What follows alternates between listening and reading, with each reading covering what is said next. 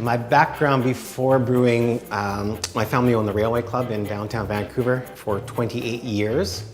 So I had a pretty good working knowledge of beer and craft beer and the hospitality industry over the years. From the Railway Club, my sister Jan and I went to hop farming in Mission, where we stayed for about 5 years. I developed an urge to brew with leftover hops one day, started brewing, found out that I enjoyed brewing immensely, which led me to this place and led me to starting the brewery. When I first started brewing, I actually had a lot of luck and I nailed a really good Pilsner. And after that, I started to brew a little bit more, experimented a bit more. But I think that I've got fairly good taste and knowledge for what I need to do to brew a good beer, having the experience with the Railway Club. Having been a beer enthusiast for the last 30 years of my life gives me at least a little bit of a step up and a bit of knowledge.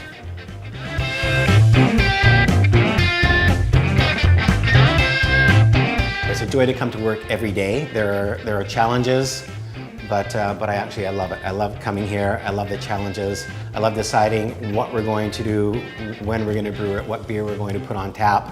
And what's coming next. So the whole thing to me has been a great experience, and actually look forward to doing more into the future and maybe cutting back on 12-hour days a bit. We get most of our ingredients locally, so a company called Canada Malting supplies most of our grain and malt for our brews. We source our hops, some local. There's some new farms in Chilliwack that are coming up that we source from, and also from Yakima Valley in the States. They're a pretty big supplier of hops for the Pacific Northwest.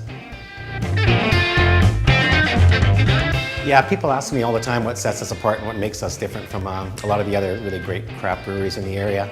I think because we stick with fairly traditional recipes. Myself, I love British beer. I love German, Czech Pilsners. I love stouts, and so does our brewer, Mike Evans. So we were kind of on the same page with what we were trying to achieve with our beer. And, we try and get a great balance between the malt and the hops and not go too extreme one way or the other.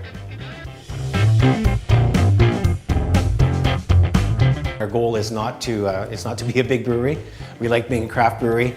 And our target is about 5,000 hectoliters a year, which again makes us a very, very small brewery in terms of what can be produced.